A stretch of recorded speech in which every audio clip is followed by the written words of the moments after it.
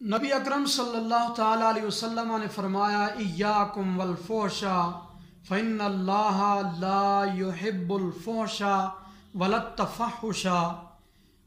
کہ اے میری امت فحش کلامی سے بچو، کیونکہ اللہ تبارک و تعالی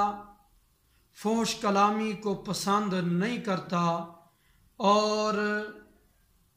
ولا التفحشا، اور نہ ہی اللہ تبارک و تعالی بتکلف فحش کلامی کو پسند کرتا ہے۔ اور آگے حضور علیہ السلام کا فرمان البذاء والبیان شعبتان من النفاق،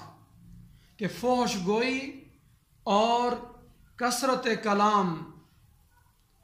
منافقت کے دو شعبے ہیں۔ جامع ترمذی کی یہ حدیث پاک ہے، لہٰذا زبان پر غیر مہذب گفتگو، فحش کلامی نہیں لانی چاہیے، اور اسی طرح زیادہ باتیں، بے مقصد باتیں نہیں کرنی چاہیے، کہ یہ دو چیزیں فحش کلامی اور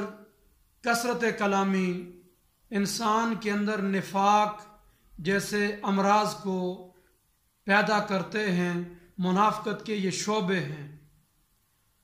لہٰذا جب بھی گفتگو کریں تو سنجیدہ اور مہذب گفتگو کریں، بے حیائی والے جملوں پر مشتمل گفتگو سے بچنا چاہیے۔